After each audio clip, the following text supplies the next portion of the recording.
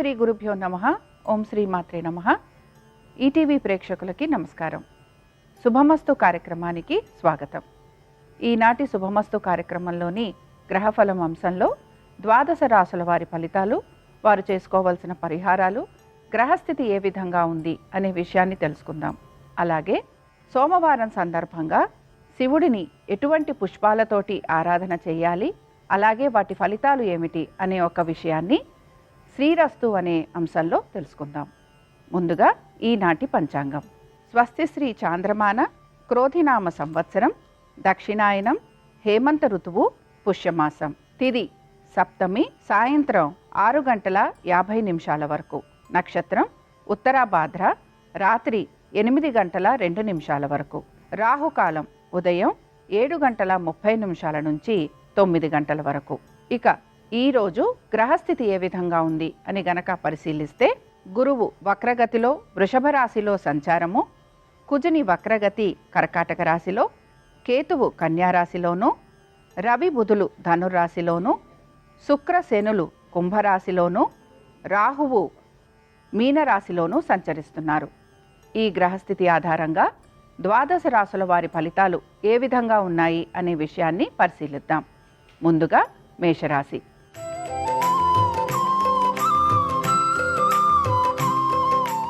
మేషరాశి వారి ఫలితాలను గనక పరిశీలించినట్లయితే, ఈరోజు ఉద్యోగ వ్యాపారాలలో అధిక శ్రమకి లోనయ్యే అవకాశాలు గోచరిస్తున్నాయి. ఖర్చులు విపరీతంగా ఉండటము, అలాగే అనారోగ్య పరిస్థితులు అధిక శాతం ఉండే అవకాశాలు ఎక్కువగా ఉన్నాయి.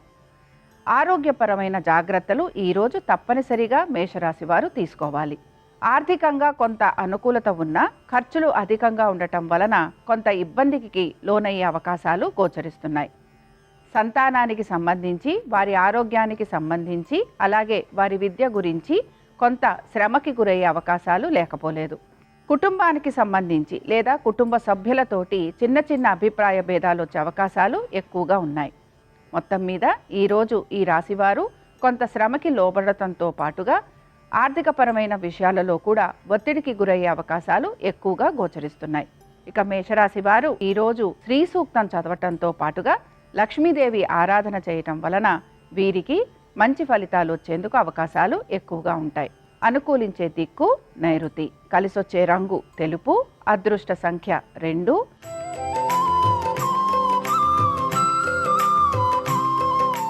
వృషభ రాశి వారి ఫలితాలను పరిశీలించినట్లయితే, ఈరోజు వీరికి ఆర్థికంగా అనుకూలత గోచరిస్తోంది. శ్రమ అధికంగా ఉన్నా కూడా తగిన విధంగా పనులన్నీ కూడా పూర్తి చేసుకొని వస్తారు. మనసులో అనేక సంకోచాలు ఉండే అవకాశాలు ఎక్కువగా గోచరిస్తున్నాయి. దీంతో పాటుగా అనుకున్న విధంగా పనులు పూర్తవ్వాలనే కోరిక లేకపోతే ఆకాంక్ష ఎక్కువగా ఉండటంతో కొన్ని రకాల ఇబ్బందులు కూడా వీరు గురవుతూ ఉంటారు. ఆరోగ్యం పట్ల వీరు తీసుకుంటున్న జాగ్రత్త వీరికి మంచి ఫలితాలను ఇస్తూ ఉంటుంది. సంతానానికి సంబంధించి ఎక్కువగా శ్రమపడే అవకాశాలు గోచరిస్తున్నాయి. కుటుంబ సభ్యులతోటి సమయం గడపటానికి వీరు ఎక్కువగా ఇష్టపడుతూ ఉంటారు. ఆర్థికంగా ఈరోజు వీరికి తగిన విధంగా లేదా అనుకూలంగా ఉండే అవకాశాలు ఎక్కువగా ఉన్నాయి. ఇక వృషభ రాశి వారు ఈరోజు వెంకటేశ్వర స్వామి వారి ఆరాధన చేయటంతో, అలాగే స్వామివారికి సంబంధించి తులసి దళాలు సమర్పించడంతో వీరికి చక్కటి ఫలితాలు గోచరిస్తూ ఉంటాయి. అనుకూలించే దిక్కు తూర్పు. వీరికి కలిసొచ్చే రంగు ఎరుపు, అదృష్ట సంఖ్య 2.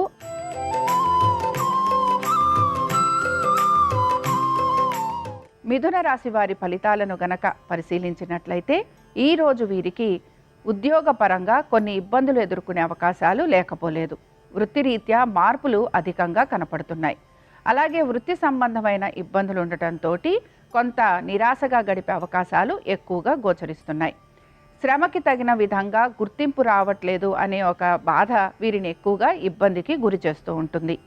సంతానానికి సంబంధించి లేదా వారి విద్య గురించి ఎక్కువగా ఆందోళన పడే అవకాశాలు గోచరిస్తున్నాయి. ఇల్లు మారాలి అని మీరు చేసే ప్రయత్నంలో కొంతవరకు మీరు సఫలీకృతులు అవుతారు. మొత్తం మీద ఆర్థికంగా కొంత ఇబ్బంది అనేది కనపడుతున్నా తగిన విధంగా మీకు కొన్ని అవసరాల కన్నా ఆర్థికంగా అనుకూలత అనేది కూడా గోచరిస్తోంది కనుక ఈరోజు మీరు ఆర్థికపరమైన విషయాలలో ఎక్కువగా ఇబ్బంది పడకుండా ఉండే అవకాశాలే కనపడుతున్నాయి. మిథున రాశి వారు ఈరోజు లలితా త్రిశతి చదవటం వలన వీరికి మంచి అనుకూలత అనేది గోచరిస్తుంది. అనుకూలించే దిక్కు దక్షిణం, కలిసొచ్చే రంగు నలుపు, అదృష్ట సంఖ్య 5.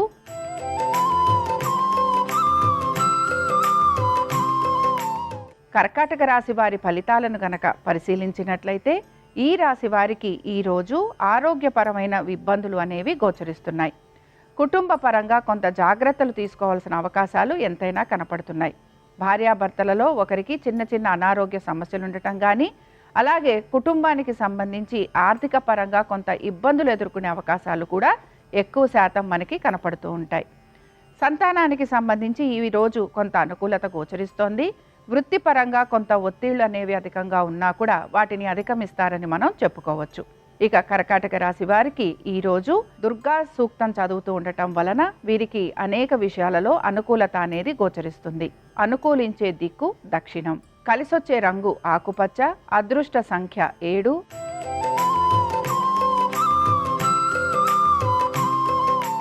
సింహరాశి వారి ఫలితాలను గనక పరిశీలించినట్లయితే ఆర్థికంగా కొంత పురోగతి వైపుగా ముందుకు వెళుతున్నారనే మనం చెప్పుకోవచ్చు. అలాగే ఈరోజు వీరి ఆరోగ్యం గురించి శ్రద్ధ వహించాలి.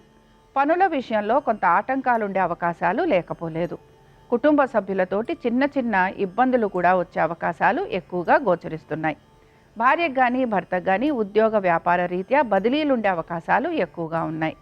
భార్యాభర్తలలో ఒకరికి చిన్న చిన్న అనారోగ్య సమస్యలు ఉండటం కానీ, లేదా ఆర్థికపరమైన ఒత్తిళ్లు ఉండేందుకు అవకాశాలు లేకపోలేదు. ఇంటికి సంబంధించి చిన్న చిన్న ఇబ్బందులు ఉండటం కానీ, లేకపోతే ఇంటికి సంబంధించి రిపేరింగ్ వర్కులు లాంటివి ఉండటం వలన ఖర్చులు కూడా మీకు ఈరోజు ఎక్కువగా గోచరిస్తున్నాయి. మిగతా విషయాలలో పెద్ద మార్పు అనేది కనిపించటం లేదు. ఇక సింహరాశి వారు ఈరోజు శివ పంచాక్షరి స్తోత్రాన్ని పఠనం చేయటం వలన వీరికి మంచిగా ముందుకు వెళ్లేందుకు అవకాశం ఉంటుంది. అనుకూలించే దిక్కు తూర్పు, అదృష్ట సంఖ్య 8, కలిసొచ్చే రంగు పసుపు.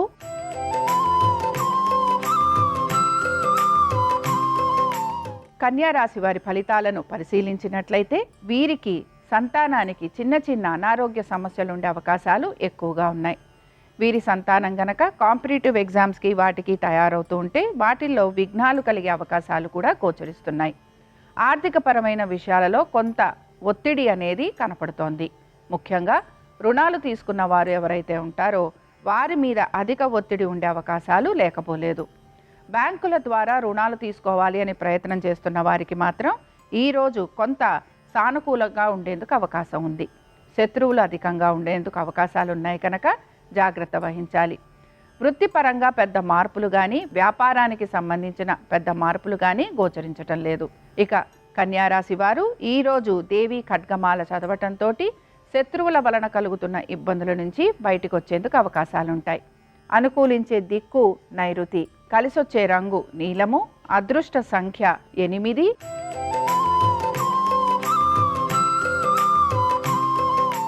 తులారాశి వారి ఫలితాలను గనక పరిశీలించినట్లయితే వీరికి ఈరోజు వృత్తిపరంగాను ఆర్థికంగాను అనుకూలత స్థితిగతులు గోచరిస్తున్నాయి. సంతానానికి చక్కటి అభివృద్ధి అనేది కూడా మీకు ఆనందాన్ని కలిగిస్తూ ఉంటుంది. ఈరోజు మానసికంగా ఆనందంగా గడిపే అవకాశాలు ఎక్కువగా ఉన్నాయి. ఖర్చులు కొంత విపరీతంగా ఉన్నా కూడా దాన్ని అధిగమించేందుకు ప్రయత్నం అనేది చేస్తూ ఉంటారు. కుటుంబ సభ్యులతోటి విహారయాత్రలకు వెళ్ళడం కానీ, లేదా కుటుంబ సభ్యులతోటి సమయాన్ని వెచ్చించడానికి ఎక్కువగా ఇష్టపడుతూ ఉంటారు. శత్రువుల వలన కొంత ఇబ్బందులు ఎదురవుతున్నా వారితోటి మీరు తలబడటం కానీ, లేదా వారు వేసే ఎత్తుకి పై ఎత్తులు మీరు కూడా వేయటం కానీ ఎక్కువగా కనపడుతూ ఉంటుంది. మొత్తం మీద ఈరోజు శత్రువులపైన విజయాన్ని చేజిచ్చుకుంటారనే మనం చెప్పుకోవచ్చు. అదేవిధంగా సంతానానికి అనుకూలంగా ఉంటుంది కనుక ఆనందంగా గడుపుతారని కూడా భావించవచ్చు. ఇక తులారాశి వారు ఈరోజు దేవీ స్తుతి చదవటం వలన వీరికి మంచిగా అన్ని విషయాలలోనూ విజయం అనేది లభిస్తుంది. అనుకూలించే దిక్కు నైరుతి, కలిసొచ్చే రంగు నలుపు, అదృష్ట సంఖ్య 9.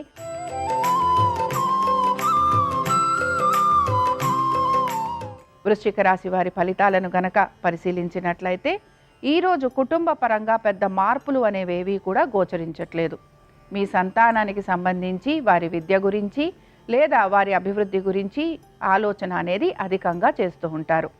కుటుంబానికి సంబంధించి లేదా ఇంటికి సంబంధించి మార్పులు చేర్పులు చేసుకునే ప్రయత్నం ఎక్కువగా మీకు కనపడుతూ ఉంటుంది.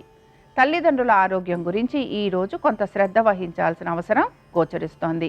ఇంటికి సంబంధించి చిన్న చిన్న గృహోపకరణాలు కొనుక్కునే అవకాశాలు ఎక్కువగా కనపడుతున్నాయి. అలాగే మీ యొక్క వృత్తిపరంగాను వ్యాపార పరంగాను తగిన మార్పులు చేసుకుంటూ వస్తారు కనుక ఈరోజు కొంత ఆశాజనకంగా ఉంటుందనే చెప్పుకోవచ్చు. ఈ రాశి వారు కూడా శత్రువులపైన విజయాన్ని సాధిస్తారు. అలాగే అనుకున్న విధంగా పనులన్నీ పూర్తి చేయటం వలన వీరి యొక్క సహోద్యోగుల సహాయ సహకారాలు కూడా వీరికి ఉండటం వలన వీరు ఈరోజు ఆనందంగా గడుపుతారనే మనం చెప్పుకోవచ్చు. బంధుమిత్రుల్ని కలిసే అవకాశాలు ఎక్కువగా గోచరిస్తున్నాయి.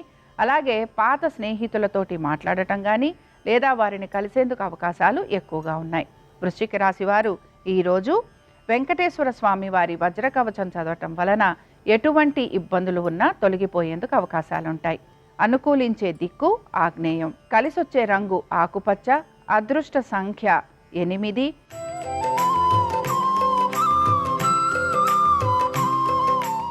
ధనురాశి వారి ఫలితాలను గనక పరిశీలించినట్లయితే ఆర్థికంగా స్థితిగతులలో ఎటువంటి మార్పులు కనిపించటం లేదు. కుటుంబ సభ్యులతోటి చక్కగా సమయాన్ని గడిపేందుకు ఇష్టపడుతూ ఉంటారు. చిన్న చిన్న విహారయాత్రలకు వెళ్ళడం కానీ లేదా ఉద్యోగపరంగా ప్రయాణాలు చేయాల్సిన అవసరం ఎక్కువగా గోచరిస్తోంది. కుటుంబ సభ్యులతోటి సమయాన్ని గడిపేందుకు ఎక్కువగా ఇష్టపడుతూ ఉంటారు.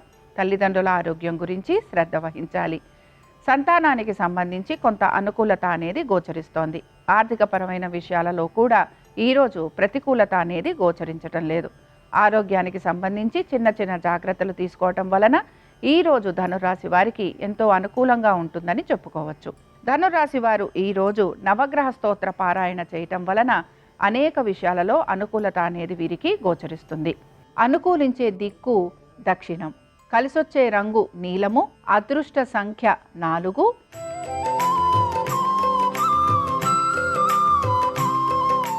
మకర రాశి వారి ఫలితాలను గనక పరిశీలించినట్లయితే ఈరోజు వీరికి ఆర్థికంగా మంచి అనుకూలత గోచరిస్తోంది. మీరు ప్రయాసపడుతున్న విషయాలలో కానీ లేకపోతే కష్టపడుతున్న విషయాలు ఈరోజు మీకు సానుకూలంగా పూర్తయ్యేందుకు అవకాశాలు గోచరిస్తున్నాయి.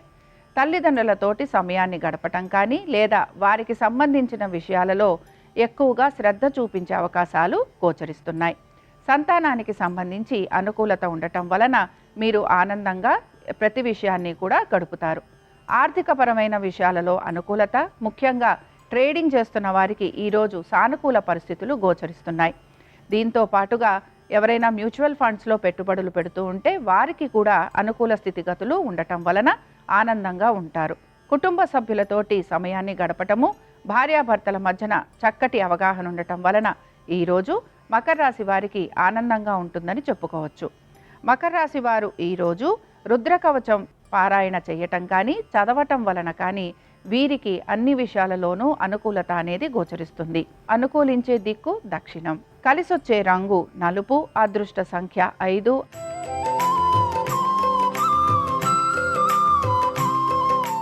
కుంభరాశి వారి ఫలితాలను గనక పరిశీలించినట్లయితే ఈరోజు ఆర్థిక స్థితిగతులలో పెద్ద మార్పులు అనేవి ఈ రాశి వారికి గోచరించటం లేదు. మాట్లాడేటప్పుడు మాత్రం జాగ్రత్తగా మాట్లాడాలి. కుటుంబానికి సంబంధించి కానీ లేకపోతే ఇల్లు మారే ప్రయత్నాలు చేయటం కానీ అధికంగా గోచరిస్తోంది. దీంతో పాటు వస్తు వాహనాలు అమర్చుకునే అవకాశాలు కూడా గోచరిస్తున్నాయి. అలాగే సంతానానికి అనుకూల స్థితిగతులు కనపడుతోంది. దీంతో పాటు ఆర్థికంగా అనుకూలతతో పాటుగా వృత్తి వ్యాపారాల రీత్యా కూడా మంచి స్థితిగతులు ఉండటం వలన ఈరోజు కుంభరాశి వారికి ఆనందంగా ఉంటుందనే చెప్పుకోవచ్చు. ఈ రాశి వారు ఈరోజు వారు అనుకున్న విధంగా పనులు పూర్తి చేయడానికి కొత్తగా పనులు కూడా తీసుకునేందుకు అవకాశాలు ఉంటాయి. మాట పట్టింపులకు వెళ్లకుండా జాగ్రత్త అనేది వహించాలి. అలాగే ఆర్థికపరమైన విషయాలలో కూడా కొంత ఇతరులతోటి ఇబ్బంది పడే అవకాశాలు ఎక్కువగా గోచరిస్తున్నాయి. ఈరోజు కుంభరాశి వారు దత్త సూక్తం చదవటం వలన అనేక విషయాలలో మంచి మార్పులు వీరికి గోచరిస్తాయి. అనుకూలించే దిక్కు ఈశాన్యం. కలిసొచ్చే రంగు నీలము. అదృష్ట సంఖ్య 3.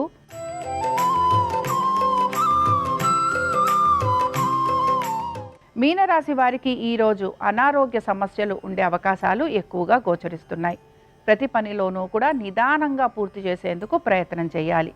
తొందరపాటు నిర్ణయాలు తీసుకోవటం వలన కొద్దిగా ఇబ్బందులు ఎదురయ్యే అవకాశాలు ఎక్కువగా ఉన్నాయి. ఉద్యోగస్తులు ఎవరైతే ఉన్నారో వారికి ప్రయాణాలు చేసే అవకాశాలు ఎక్కువగా గోచరిస్తున్నాయి. దీంతో పాటుగా ప్రయాణాలలో కొంత ఆరోగ్యం గురించి, అలాగే వారి యొక్క ఆహారం గురించి జాగ్రత్తలు పాటించాలి. సంతానానికి ఈరోజు అనుకూల స్థితిగతులే గోచరిస్తున్నాయి. ఆర్థికంగా కూడా ఈరోజు మీనరాశి వారికి అనుకూలంగా ఉంటుందనే చెప్పుకోవచ్చు. ముఖ్యంగా ఆరోగ్యం గురించి, అలాగే మీ వృత్తి వ్యాపారం గురించి జాగ్రత్తలు వహించడం అనేది ఈరోజు ప్రత్యేకంగా మనం మీనరాశి వారికి చెప్పుకుంటున్నాం. మీనరాశి వారు ఈరోజు రుద్ర కవచం చదవటం వలన వీరికి అన్ని విషయాలలోనూ అనుకూలత అనేది గోచరిస్తుంది. అనుకూలించే దిక్కు తూర్పు. అదృష్ట సంఖ్య 8, కలిసొచ్చే రంగు ఎరుపు. ఇవి ద్వాదశ రాశుల వారి ఫలితాలు. సోమవారం సందర్భంగా ఆ శివుని అనుగ్రహం ద్వాదశ రాశుల వారి మీద పరిపూర్ణంగా ఉండాలని ఆశిస్తూ స్వస్తి. శ్రీరస్తు శుభమస్తు. సోమవారం రోజు పరమశివుణ్ణి మారేడు దళాలతో పూజిస్తే తెలిసి తెలియక చేసిన దోషాలన్నీ తొలగిపోతాయి. గన్నేరు పూలతో శివపూజ సోమవారం చేసినట్లయితే ధన సముపార్జన విషయంలో చేసినటువంటి దోషాలన్నీ తొలగిపోతాయి. పద్మపుష్పాలతో పరమశివుణ్ణి సోమవారం పూజిస్తే తెలిసి కానీ తెలియక కానీ ఇతరులను దూషించడం వల్ల వచ్చిన దోషం తొలగిపోతుంది. తుమ్మి పూలతో పరమశివుణ్ణి సోమవారం పూజిస్తే పొరపాటున మిత్రులను దూషించడం వల్ల వచ్చిన దోషం తొలగిపోతుంది. జమ్మి ఆకులతో పరమశివుణ్ణి సోమవారం పూజించడం ద్వారా వేద ప్రమాణమైనటువంటి విషయాలలో తెలిసి కానీ తెలియక కానీ చేసిన దోషాలన్నీ తొలగింపజేసుకోవచ్చు. ఇలా సోమవారం సందర్భంగా పరమశివుణ్ణి ఒక్కొక్క పుష్పంతో పూజిస్తే ఒక్కొక్క రకమైనటువంటి దోషం నుంచి సులభంగా బయటపడవచ్చు.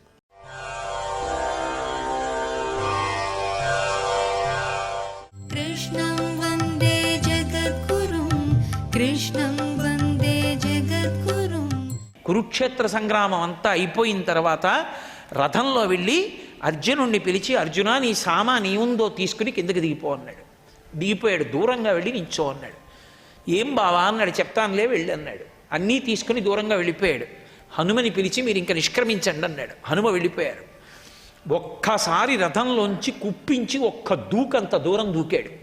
ఆయన రథంలోంచి దూకేశాడు. భగ్గున కాలిపోయింది రథం. ఆశ్చర్యపోయాడు అర్జునుడు. బావా అదేమిటి రథం అలా కాలిపోయింది అన్నాడు. ఎప్పుడూ కాలిపోయింది, ఇప్పుడు ఏమిటి? నీ గురువు ద్రోణాచార్యుల వారు, భీష్మాచార్యుల వారు, కర్ణుడు మొదలైనటువంటి వాళ్ళు వేసిన దివ్యమైన అస్త్రముల ధాటికి ఈ రథం కాలిపోయింది. నువ్వు కాలిపోతావని రథాన్ని ఆపాను నేనుండి. ఇప్పుడు కురుక్షేత్రం అయిపోయింది కనుక నేను దూకేసి రథం కాలిపోవడానికి అనుమతించాను, నిన్ను క్షేమంగా చూశాన్నాడు. మహానుభావులు. ఆయనే లేకపోతే అసలు నిజంగా పాండవులు ఎక్కడ నిలబడగలరా యుద్ధంలో? ఎంతటి దయాళువై ఎన్ని సందర్భాలలో ఆ పాండవుల్ని అక్కున చేర్చుకుని కాపాడుకున్నాడు. ఎన్ని విషయాలలో అలివిమీరినటువంటి మాటలు మాట్లాడి అక్కరలేని విషయాల జోలికెళ్ళి అర్జునుడు ప్రాణం మీదకి తెచ్చుకున్నాడు. సైంధవుడి విషయంలో తొందరపడి ప్రతిజ్ఞ చేసేశాడు, రేపు సూర్యాస్తమయం లోపల చంపేస్తానన్నాడు. పోనీ అక్కడతో ఊరుకున్నాడా? తన గాంధీవాన్ని ఎవరు తిడితే వాళ్ళని చంపేస్తానన్నాడు. ధర్మరాజు గారు పొరపాటున అర్జునుడి గాంధీవాన్ని నిందించాడని, నా గాంధీవాన్ని నిందించిన వాళ్ళని చంపుతానని ప్రతిజ్ఞ చేశాను, ధర్మరాజుని చంపేస్తానన్నాడు. ధర్మరాజుని చంపేస్తే ఇంకా యుద్ధం ఎందుకు? ఎలా ఈ సమస్య నుంచి పైకి రావడం? నేనన్నా చచ్చిపోవాలి, ధర్మరాజునన్నా చంపేయాలన్నాడు. ఇద్దరిలో ఎవరు చచ్చిపోయినా ఇంకా యుద్ధం ఎందుకు? అప్పుడు కృష్ణ పరమాత్మ వచ్చి, పెద్దవాళ్ళని చంపేయక్కర్లేదు, పెద్దవాళ్ళని వాళ్ళ ఎదురుగుండా నింద చేసినా, వాళ్ళ చాట్న నింద చేసినా వాళ్ళని చంపిన పాపమే వేస్తారు. కాబట్టి మీ అన్నయ్యని నిందించన్నాడు. ధర్మరాజును పట్టుకుని నిందించాడు. ఇప్పుడు చంపేసినట్టే పద అన్నాడు. అంతటి ధర్మాత్ముణ్ణి మా అన్నయ్యని తిట్టాను, ఇంకెందుకు చచ్చిపోతానన్నాడు. అమ్మ నాయనో మళ్ళీ చచ్చిపోతానంటే మా అన్నయ్యని తిట్టాను, ఇంకెందుకు చచ్చిపోతానన్నాడు. ఓ పని చేయి, తనని తాను పొగుడుకుంటే చచ్చిపోయినట్టే, అందుకు నిన్ను నువ్వు పొగిడేసుకో, నువ్వు చచ్చిపోయినట్టే అన్నాడు. అప్పుడు తనని తాను పొగుడుకున్నాడు, అప్పుడు బతికాడు. ఇన్ని సందర్భాలలో మీరు మహాభారతం చదివితే కృష్ణ పరమాత్మ ఉన్నారు కాబట్టి నిలబడ్డారు పాండవులు. సైంధవుడి విషయంలో రేపు సాయంకాలం సూర్యాస్తమయం లోపల చంపేస్తానని ప్రతిజ్ఞ చేశాడు. ఉన్నవాడు ద్రోణుడు, మహానుభావుడు, గురువు. ఆ గురువుగారు అద్భుత వ్యూహం రచించేశాడు. ఎంత వెనక్కి పెట్టాడంటే సైంధవుణ్ణి, అసలు సైంధవుడు ఉన్న దరిదాపులకి సూర్యాస్తమయం వేళకు అర్జునుడు వెళ్ళలేదు. అంత పెద్ద వ్యూహరచన చేశాడు. దాన్ని భేదించలేకపోయాడు అర్జునుడు. అయిపోయింది, సూర్యాస్తమయానికి వేళ అయిపోయింది. అది అయిపోయిందా అర్జునుడు శరీరం విడిచిపెట్టేయాలి. సైంధవుణ్ణన్నా చంపుతాను, నేనన్నా చితిలో ప్రవేశిస్తానన్నాడు. వెంటనే అర్జునుణ్ణి రక్షించడం కోసమని ఒక మాయామేఘాన్ని సృష్టించి సూర్యుడికి అడ్డుపెట్టాడు. సూర్యాస్తమయం అయిపోయింది అని ఎవరో కేకేశారు. అంతే, అమ్మయ్యా అయిందా అని సైంధవుడు తలెత్తి చూశాడు పైకి. వెంటనే మేఘాన్ని పక్కకి తీసి అడిగో కనపడుతున్నాడు, కొట్టే సైంధవుడిని అన్నాడు. బాణం వేసి కొట్టాడు, తల తెగిపోయింది.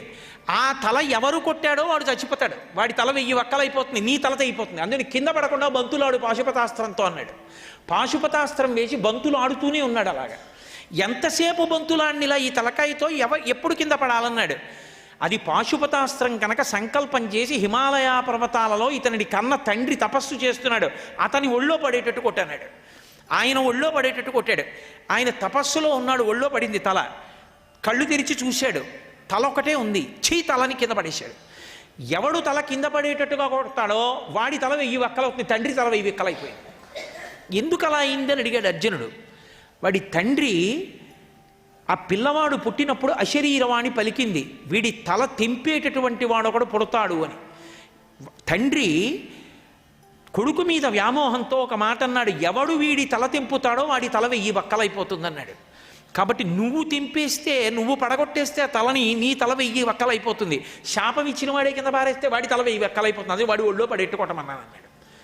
నిజంగా మహానుభావుడు, త్రికాల వీధి కనుక, అన్ని తెలిసున్నవాడు కనుక, పరమ భక్తికి వశుడైపోయినవాడు కనుక, ఆ భక్తికి వశుడై సర్వకాలముల యందు పాండవులను ఆదుకున్నాడు కనుక, దాని వలన పాండవులు మహాభారతంలో రక్షింపబడ్డారు తప్ప, లేకపోతే ఆయన భక్తపరతంత్రుడు కాకపోతే, భక్తికి కట్టబడ్డవాడు కాకపోతే అసలు మహాభారత యుద్ధంలో అంత పెద్ద కౌరవ సైన్యం యొక్క పీచ మణచడం అంత తేలికైనటువంటి పనే.